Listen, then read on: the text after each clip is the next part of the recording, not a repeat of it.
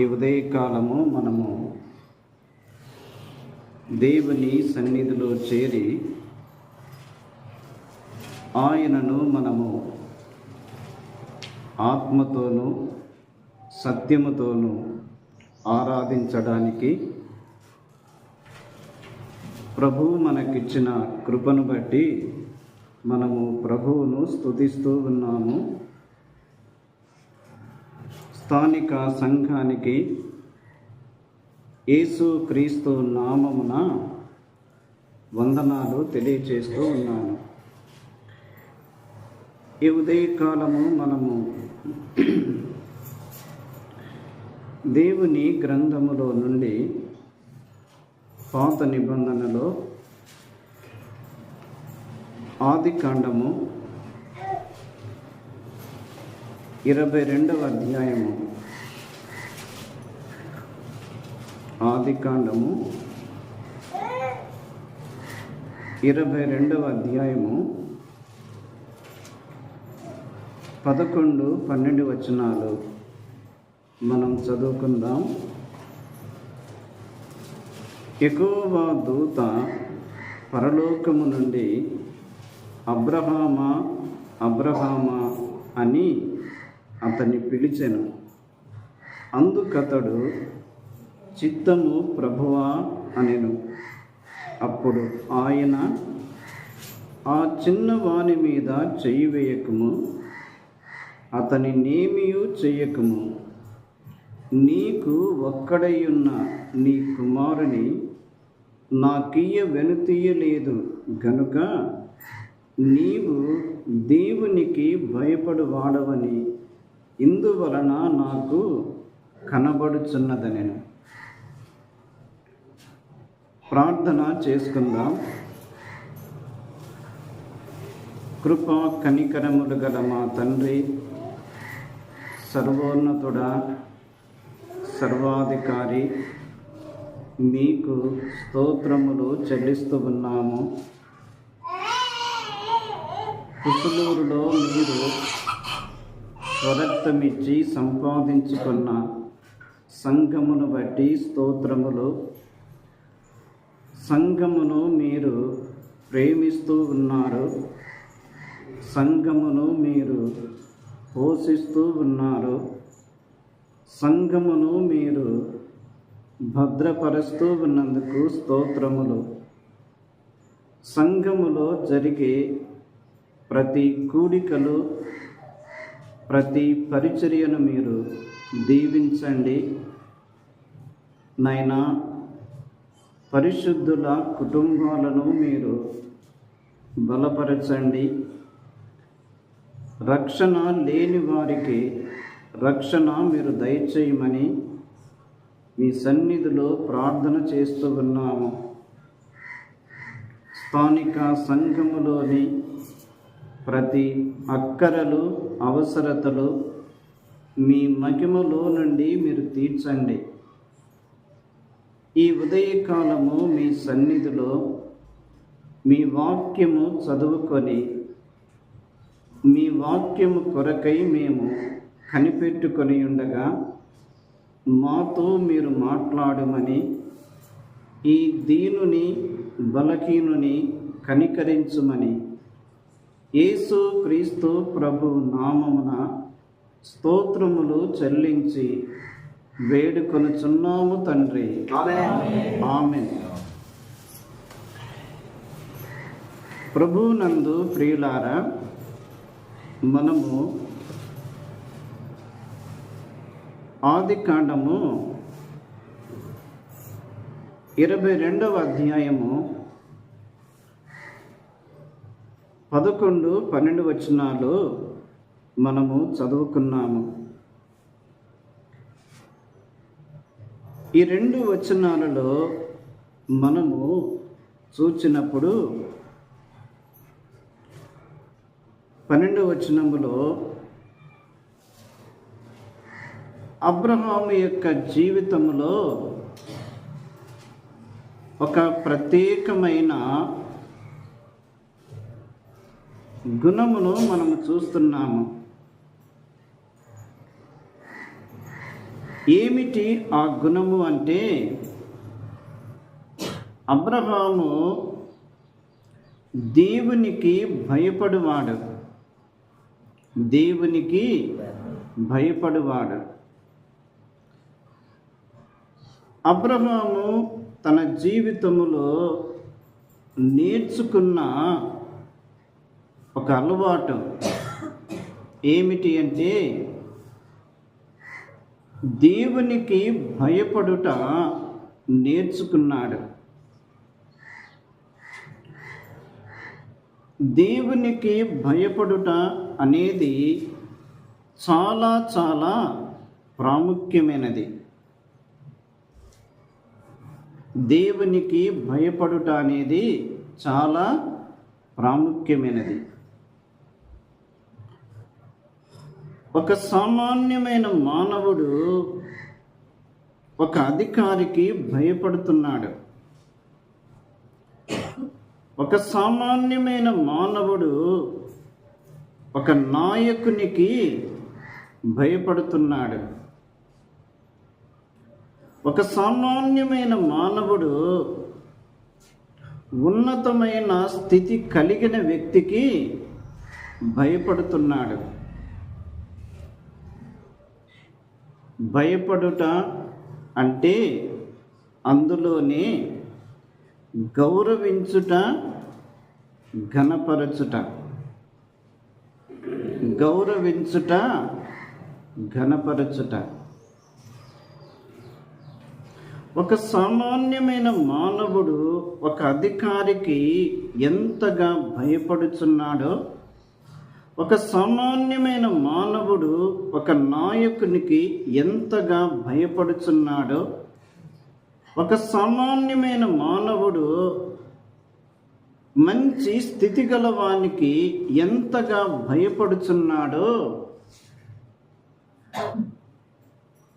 ఒక సామాన్యమైన మానవుడు దేవునికి భయపడుటలో విఫలమవుతున్నాడు. దేవునికి భయపడుటలో విఫలమవుతున్నాడు. అంటే మానవునికి దేవుని పట్ల గౌరవము లేదు, మానవునికి దేవుని పట్ల భయము లేదు, మానవునికి దేవుని పట్ల లోబడే మనస్సు కూడా లేదు.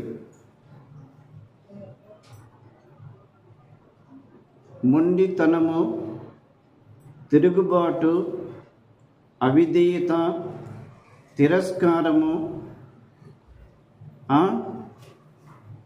నాకు అన్నీ తెలుసు, నేను అన్నీ ఎరిగిన వాడని, ఇవన్నీ దేవునికి వ్యతిరేకమైన గుణాలు. అపోస్తలుడైన పౌలు రోమా పత్రికలో ఒక మాట వ్రాస్తున్నాడు. ఏమిటి అంటే, నీతిమంతుడు లేడు, ఒక్కడును లేడు, దేవుని వెదుకువాడెవడును లేడు.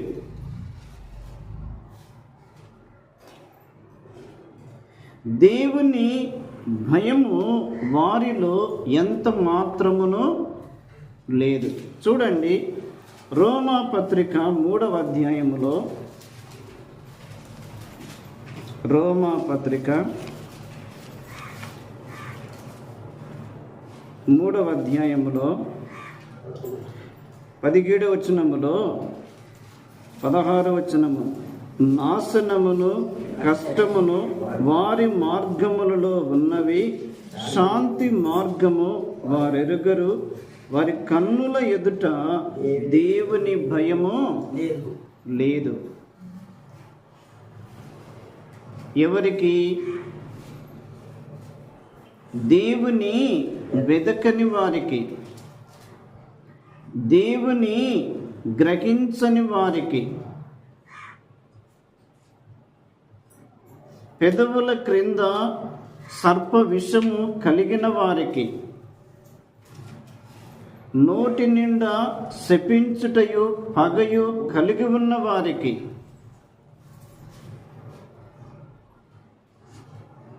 వారి కన్నుల ఎదుట దేవుని భయము ఎంత మాత్రమును లేదు. అంటే వారు దేవునికి చాలా దూరంలో ఉన్నారు, లోకానికి చాలా దగ్గరలో ఉన్నారు. కానీ దేవునికి భయపడుట అనేది చాలా చాలా ప్రాముఖ్యమైనది. ముఖ్యంగా దేవుని పిల్లలమైన మనము దేవునికి భయపడుట నేర్చుకోవాలి.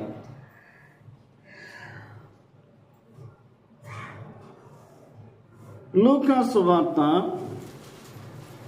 23వ అధ్యాయము. లూకాసు వార్త 23వ అధ్యాయము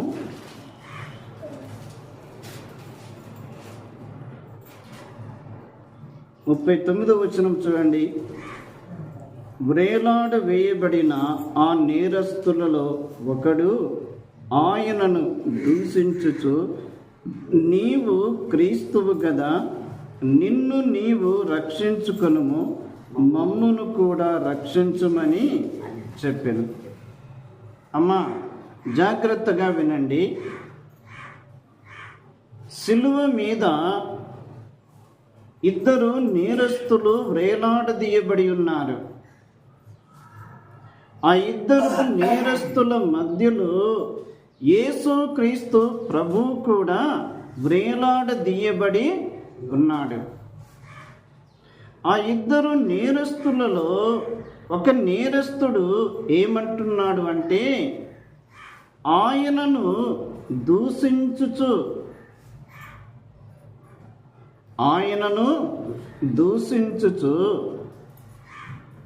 నిన్ను నీవు రక్షించుకొనుము, మమ్మును కూడా రక్షించుము. ఎవరు దూషిస్తున్నారు? ఒక నేరస్తుడు ప్రభువును దూషిస్తూ ఉన్నాడు. ఎక్కడ ఉండి దూషిస్తున్నాడు?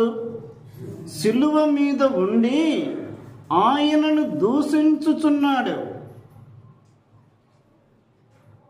నిన్ను నీవు రక్షించుకొనుము, మమ్మును కూడా రక్షించుము. ఒక నేరస్తుడు, మార్పు లేనివాడు, మార్పు చెందనివాడు ప్రభువును దూషించుచున్నాడు. కానీ నేటి దినాలలో యేసుక్రీస్తు రక్తములో కడుగబడి బాప్తీసం పొంది సంఘములో చేర్చబడి సంఘము యొక్క సహవాసము కలిగి ప్రభువును ఆరాధిస్తున్న పరిశుద్ధులే ప్రభువుని ఏం చేస్తున్నారు? దూషించుచు ఉన్నారు.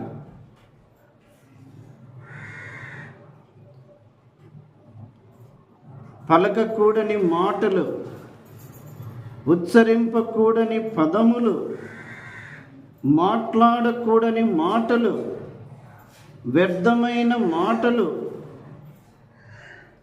తమ తోటి వారిని ఎంతో తక్కువ చేసి మాట్లాడము.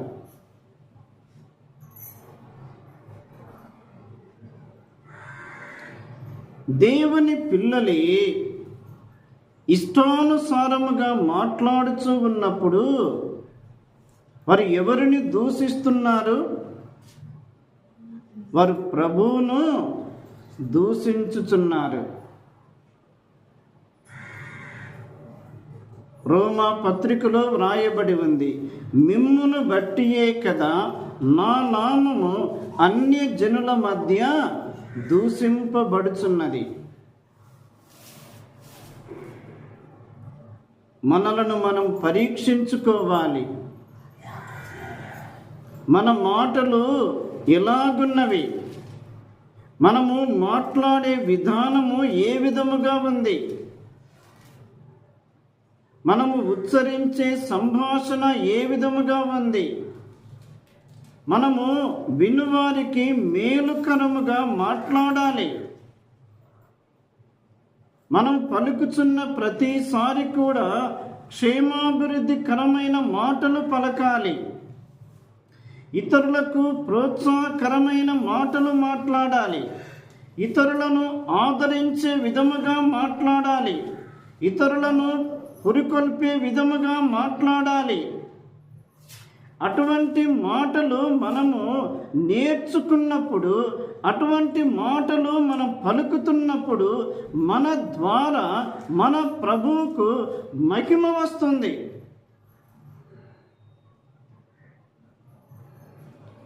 మనం ఒక ప్రశ్న వేసుకోవాలి.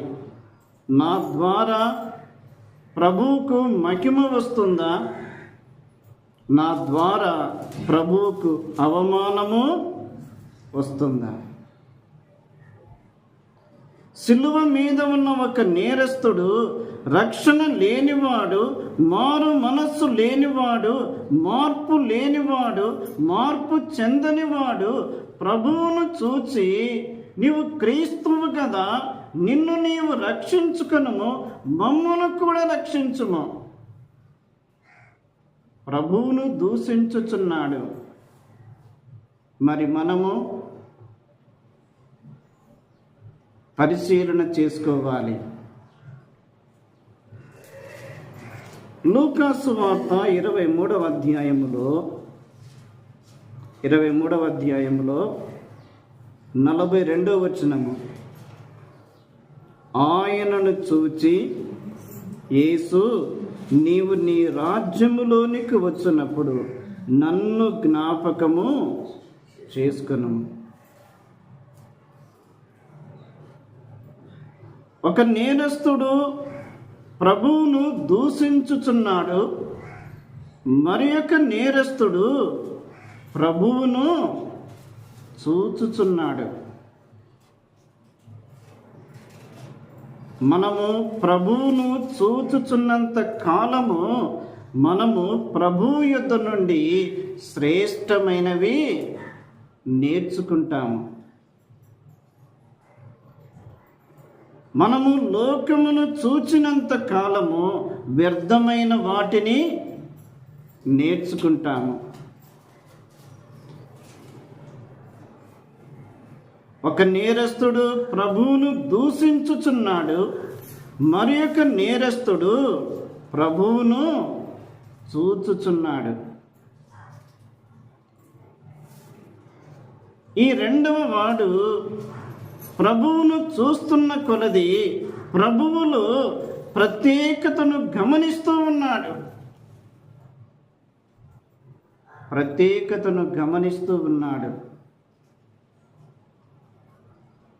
ఈ రెండవ వాడు మొదటి వానిని గద్దించుచు ఏమంటున్నాడు? నీవు అదే శిక్షా విధిలో ఉన్నావు గనక నీవు దేవునికి భయపడవా? ఈ రెండవ వాడు ప్రభువులో నుండి ఏమి చూచాడు అంటే 3 ప్రత్యేకతలు చూచాడు. ఏమిటి ఆ ప్రత్యేకతలు అంటే, యేసు క్రీస్తు ప్రభువులో నుండి ఈ రెండవ వాడు ఆయన ప్రభావము గల ప్రభువునుగా చూచాడు. ఆయన ఎవరు? ప్రభావము గల ప్రభు. మొదటివాడు ఎలా చూచాడు? ఆయన బలహీనుడు, ఆయన నిస్సహాయుడు, ఆయన తను తాను రక్షించుకొనలేని స్థితిలో ఉన్నాడు. ఆయనలో శక్తి లేదు, ఆయనలో సామర్థ్యము లేదు, ఆయనలో బలము లేదు, ఆయన బలహీనుడుగా ఉన్నాడు అని ఆ మొదటి నేరస్తుడు చూచాడు.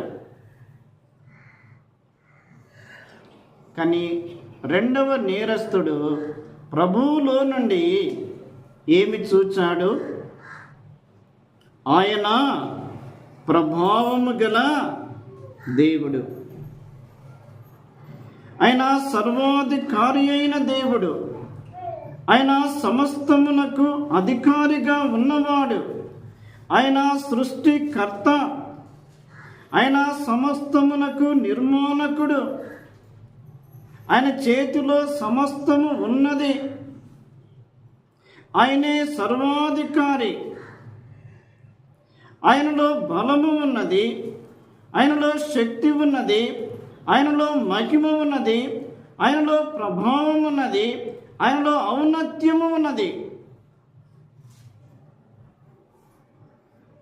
ఆయనలో ప్రభావము గల ప్రభువును చూచాడు. రెండవది, పరిశుద్ధుడైన ప్రభువుగా చూచాడు. చూడండి, లూకా సువార్త 23వ అధ్యాయము 41వ వచనములో, మనకైతే ఇది న్యాయమే, మనము చేసిన వాటికి తగిన ఫలము పొందుచున్నాము, కానీ ఈయన ఏ తప్పిదమును చేయలేదని చెప్పి, ఈ రెండవ వాడు మొదటి వానికి ఏమంటున్నాడు? మనకైతే ఇది న్యాయమే. మనమెవరము? నేరస్తులము. మనమెవరము? తప్పు చేసిన వారము. మనము నేరస్తులుగా ఉన్నాము, మనము తప్పు చేసిన వారము. మనము నేరస్తులముగా ఉండి మనము తప్పు చేసి మనము ఈ శిక్షను పొందుట మనకు న్యాయమే. కానీ నీకు నాకు మధ్యలో ఎవరున్నారు? ఏ తప్పిదమును చేయనివాడు. మరి యొక్క మాటలు, ఆయన పరిశుద్ధుడైన ప్రభువు.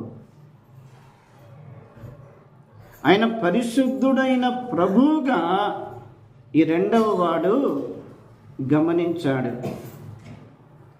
నిజమే ప్రియులారా, యేసు క్రీస్తు ప్రభువు ఆయన ఎంత పరిశుద్ధుడు అంటే అంత పరిశుద్ధుడు.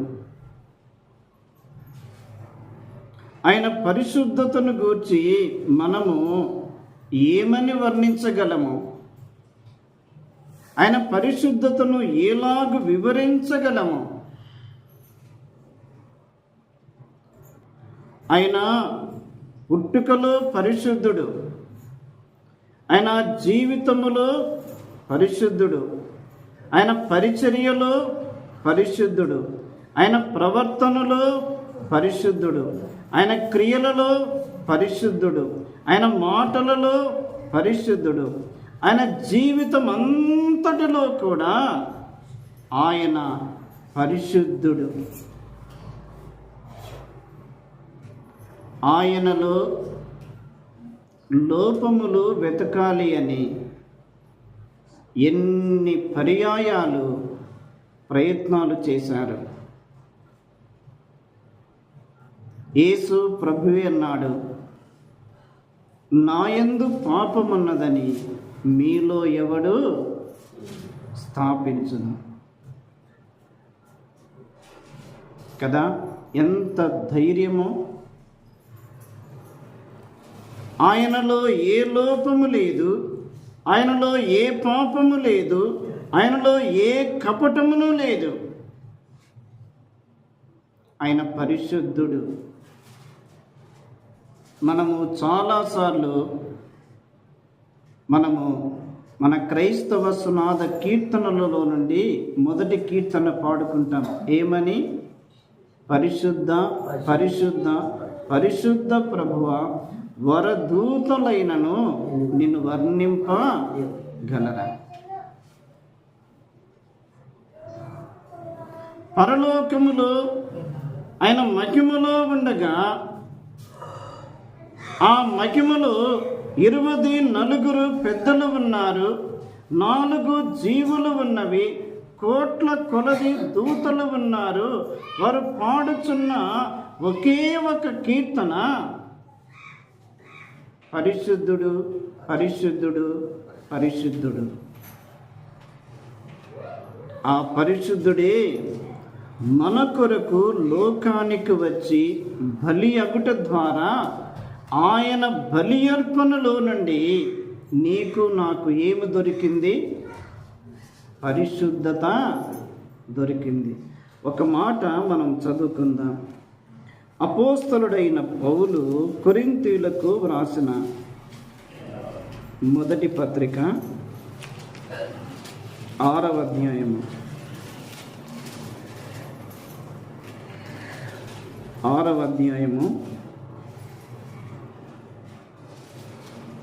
వచనములో, మీలో కొందరు అట్టివారై ఉంటిరి, కానీ మన ప్రభువైన యేసుక్రీస్తు నామమునను మన దేవుని ఆత్మయందును మీరు కడుగబడి పరిశుద్ధపరచబడిన వారై నీతిమంతులుగా తీర్చబడితది కదా. ఆనాడు కొరింథీ పట్టణములో ఏర్పడిన సంఘములో వారు మునుపు ఎలాగున్నారు అంటే, కొన్ని లోకానుసారమైన లక్షణాలు వారు కలిగి ఉన్నారు. మీలో కొందరు అట్టివారై ఉంటిరి, కానీ మీరు యేసుక్రీస్తు నామమునను మన దేవుని ఆత్మయందును మీరు కడుగబడి పరిశుద్ధపరచబడిన వారై నీతిమంతులుగా తీర్చబడితిరి. వారు మాత్రమే కాదు, మనము కూడా యేసుక్రీస్తు నామములోను దేవుని ఆత్మయందు యేసుక్రీస్తు రక్తములోను మనము కడుగబడి పరిశుద్ధపరచబడి నీతిమంతులముగా తీర్చబడి సంఘములో చేర్చబడి సంఘము యొక్క సహవాసము కలిగి ఉన్నాము.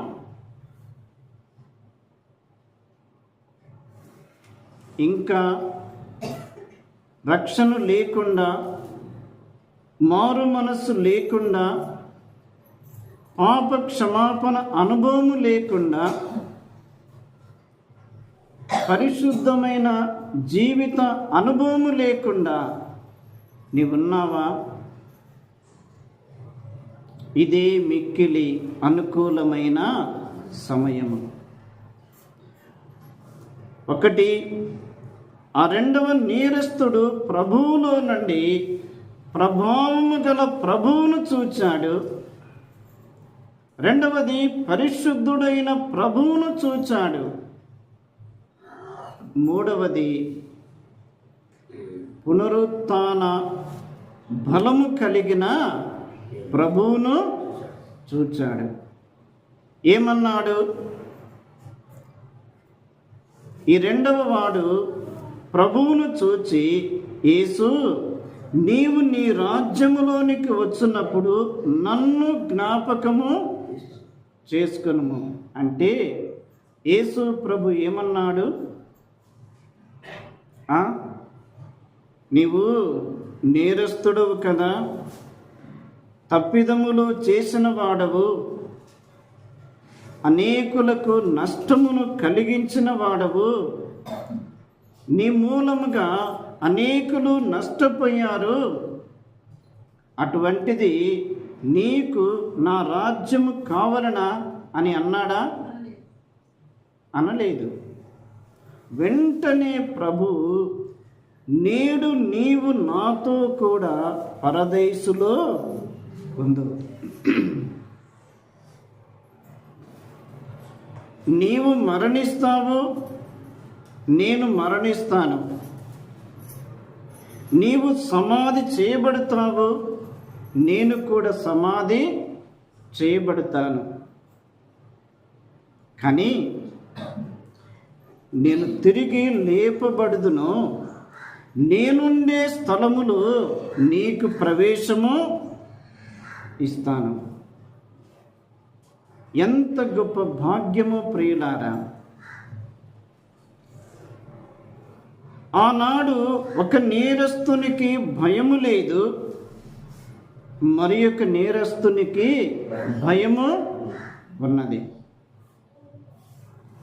ఇక్కడ మన జీవిత యాత్రలో మనము దేవునికి భయపడుట నేర్చుకోవాలి. అబ్రహాము జీవితములో నుండి నేను 3 మాటలు జ్ఞాపకం చేస్తాను. అబ్రహాము దేవునికి భయపడుటకు బలమైన కారణం ఏమిటి అంటే, అబ్రహాముకు సారాకు దేవుడు వృద్ధాప్యములో కుమారుని ఇచ్చాడు కదా. వృద్ధాప్యములో కుమారుడు. వృద్ధాప్యములో కుమారుడు పుట్టినప్పుడు ఏ తల్లిదండ్రులకైనా సంతోషము పట్టజాలనిది. ఆ కుమారుడు పుట్టాడు, పెరుగుతూ ఉన్నాడు, యవ్వన కాలములో ఉన్నాడు. ఈ కుమారుడు లేక లేక మాకు ఇయ్యబడెను. ఆ కుమారుని వారు ప్రేమిస్తున్నారేమో కాబోలు. వారు ఆ కుమారుని ప్రేమించచ్చు, దేవుని మీద ఆ ప్రేమ తగ్గిపోయినదేమో కాబేలు. దేవుడు ఒక పరీక్ష పెట్టాడు. ఏమిటి? 22వ అధ్యాయము, ఆదికాండము 22వ అధ్యాయము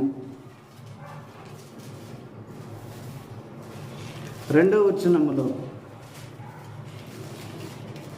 అప్పుడు ఆయన నీకు ఒక్కడైన నీ కుమారుని అనగా నీవు ప్రేమించు ఇస్సాకును తీసుకొని. ఈ మాట ఎవరంటున్నారు? దేవుడే అబ్రహాముతో అంటున్నాడు. ఏమని? నీవు ప్రేమించు ఇస్సాకును తీసుకొని. అంటే దేవుడు అబ్రహాములో నుండి ఏమి గమనించాడు అంటే, అబ్రహాము తన కుమారుడైన ఇస్సాకును ప్రేమించుట దేవుడు గమనించాడు.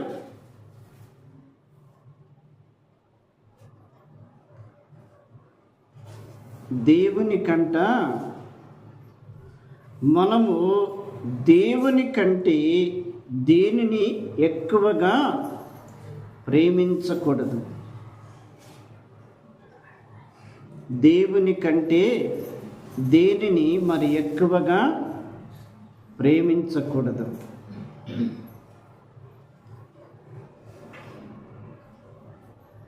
భార్య భర్త యుద్ధ నుండి ఏమి కోరుకుంటుంది? నా భర్త నన్నే ప్రేమించాలి,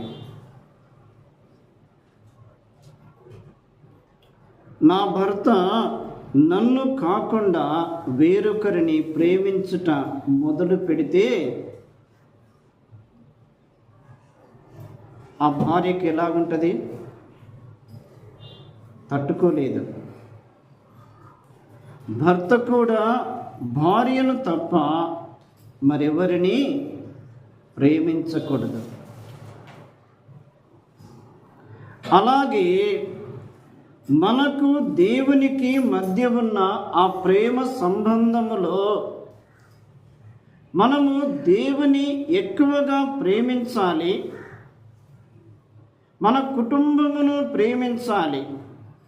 మన కుటుంబము కంటే మరి ఎక్కువగా దేవుని ప్రేమించుచున్నప్పుడు మన కుటుంబమును గూర్చి మన ప్రభువే ఎక్కువగా శ్రద్ధ తీసుకుంటాడు.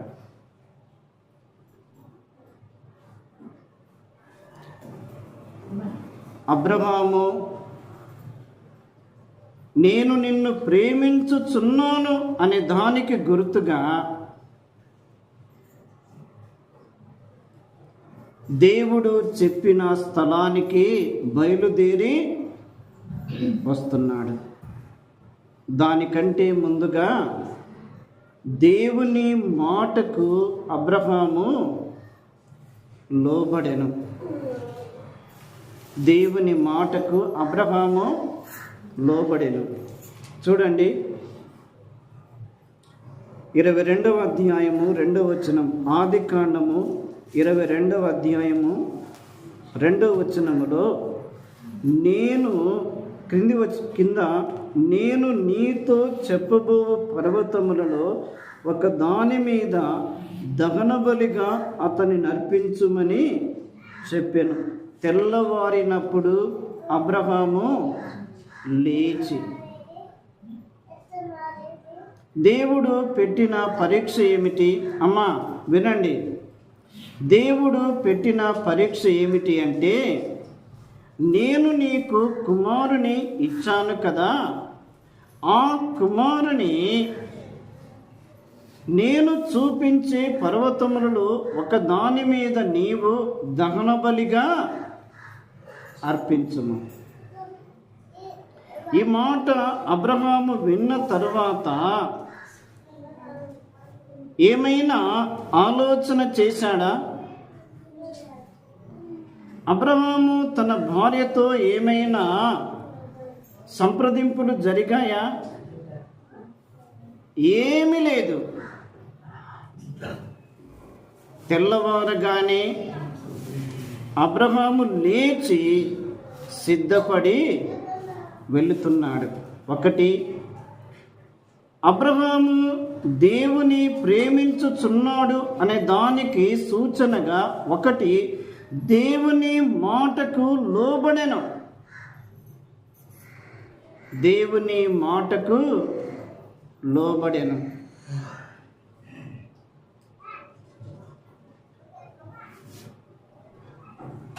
కానా విందులో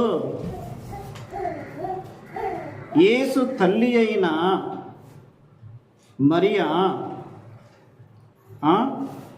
యేసు దగ్గరికి వచ్చి ద్రాక్షారసం అయిపోయినది అని చెప్పినప్పుడు యేసు ప్రభు ఏమన్నాడు? నా సమయం ఇంకనూ రాలేదు.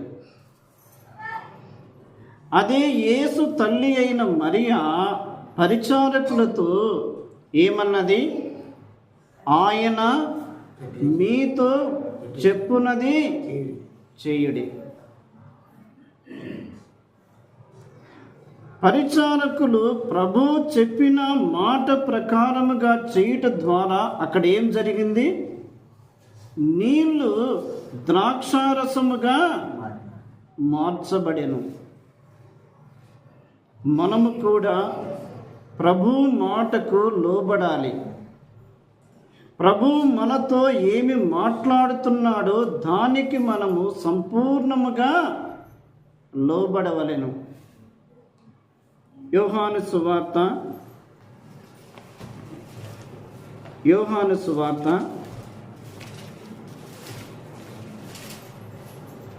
14వ అధ్యాయము 15వ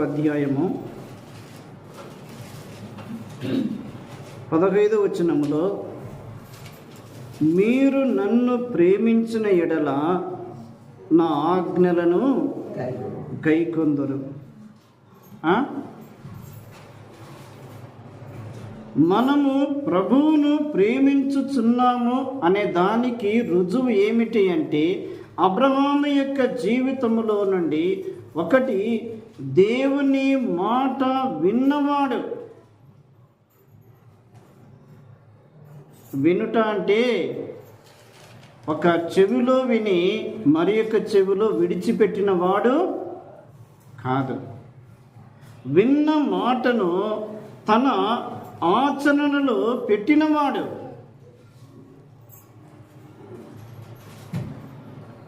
చాలాసార్లు మనం ఏం చేస్తాము, దేవుని మాటలు వింటాము. దేవుని మాటలు విని ఏం చేస్తాము, ఆ మాటలు భద్రపరుచుకునే లోపుగా దుష్టుడు వచ్చి ఏం చేస్తాడు,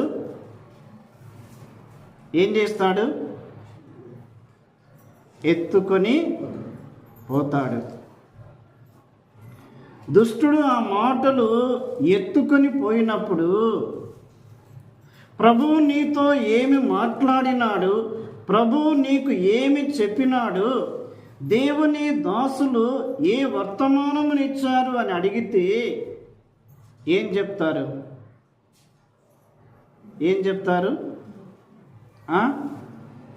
గోర్లు గిల్లుకోవడము, తలలో వెంట్రుకలు గీరుకోవడము, ఇవే చేస్తారు. ఇంకా ఎందుకంటే ఆ మాటలు హృదయములో భద్రపరచబడితే ఆ మాటలు హృదయములో నుండి నోటి నుండి బయటికి వస్తాయి. దేవుని మాటలు మనము భద్రము చేసుకొనవలెను. యేసు తల్లి అయిన మరియా ఆనాడు ఆ గొల్లలు పలికిన మాటలు తన హృదయములో భద్రము చేసుకొనెను. ఆ మాటలు ఆ తల్లి హృదయములో మాటి మాటికి జ్ఞాపకము చేయబడుతూనే ఉన్నాయి. కాబట్టి ప్రియులారా, దేవుని మాటలు వినుట, విన్న వాక్యానికి లోబడుట ప్రాముఖ్యమైన విషయము. నీవు నేను దేవుని ప్రేమించుచున్నాము అనే దానికి గుర్తు ఏమిటి అంటే దేవుని మాటకు లోబడుట. రెండవది, అబ్రహాము దేవుని ప్రేమించుచున్నాడు అనే దానికి రుజువు ఏమిటి అంటే దేవుడు ఏ స్థలానికి రమ్మని చెప్పాడో అదే స్థలానికే వచ్చాడు. దేవుడు చెప్పిన స్థలానికి మనము తప్పకుండా రావాలి.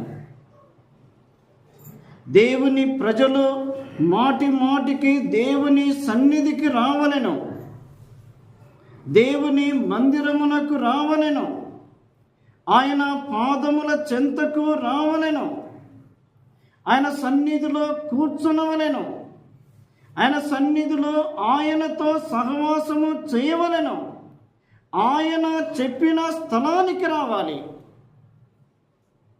మనకిష్టమైన స్థలానికి కాదు. అబ్రహామా, నేను నీకు చూపించే పర్వతములలో ఒక దాని మీద నీవు దహన బలిగా అర్పించుము అంటే దేవుడు ఏ స్థలము చెప్పాడు అదే స్థలానికే వచ్చాడు. దాని అర్థం ఏమిటి? అబ్రహాము దేవుని ప్రేమించుచున్నాడు. ఒకటి, దేవుని మాటను విన్నవాడు. రెండవది, దేవుడు చెప్పిన స్థలానికి వచ్చాడు. మూడవది, దేవుడు కోరుకున్నది అర్పించాడు. నీ జీవితములో, నా జీవితములో నేను ప్రభువును ప్రేమించుచున్నాను అనే దానికి సూచన, రుజువు ఏమిటి అంటే ఒకటి, దేవుని వాక్యము జాగ్రత్తగా వినాలి. రెండవది, దేవుడు చెప్పిన స్థలానికి రావాలి. అది కుటుంబములో కూడికన, అది సంఘములో కూడికన, అది మరి ఒక చోట కూడికన, అది ఏ స్థలమైనా కానీ దేవుడు చెప్పిన స్థలానికి మనము వచ్చినప్పుడు అక్కడ దేవునికి మనము గౌరవము ఇస్తున్నాము. మూడవది, దేవునికి ఇష్టమైనవి అర్పించుట. అబ్రహాము దేవుడు చెప్పిన స్థలానికి వచ్చాడు, బలిపీఠము కట్టాడు, కట్టెలు చక్కగా పేర్చాడు, తన కుమారుడైన ఇస్సాకును పరుండబెట్టాడు, బంధించి వేశాడు. అర్పించుటకు తన చేతిలో ఉన్న కత్తిని పైకెత్తాడు. ఆ సమయంలో కూడా యెహోవా దూత పరలోకము నుండి, అబ్రహామా, అబ్రహామా, ఆ చిన్నవాని మీద చెయ్యి వేయకము. ఈ ప్రాసెస్ అంతా కూడా పరలోకము నుండి ప్రభు చూస్తూ ఉన్నాడు. ఏ ప్రాసెస్? దేవుడు అబ్రహాముకు ఏ పనైతే చెప్పాడో ఆ ప్రాసెస్ అంతా కూడా ఆయన పరలోకము నుండి గమనిస్తూ ఉన్నాడు. అక్కడే దేవుడు ఒక మాట అన్నాడు, అదిగో పొదలో కొమ్ములు తగులుకొని ఉన్న పొటేలు ఉన్నది, నీ కుమారుని స్థానములో ఆ పొటేలును దహన బలిగా అర్పించు. ఇందువలన అబ్రహాము దేవునికి భయపడినవాడు. దేవునికి భయపడుట వలన అబ్రహాము జీవితంలో దేవుడు ఏమిచ్చాడు? విస్తారమైన ఆశీర్వాదములు. నీవు ఈ కార్యము చేసినందున నేను నిన్ను ఆశీర్వదించి నీ సంతానమును ఇసుక రేణువుల వలె విస్తరింప చేసేదను. కాబట్టి మన జీవితంలో దేవునికి భయపడుట నేర్చుకుందాము, దేవునికి లోబడి జీవించుదాం. అట్టి కృపలోనికి ప్రభువు మనలను నడిపించునుగాక. ప్రార్థన చేసుకుందాం.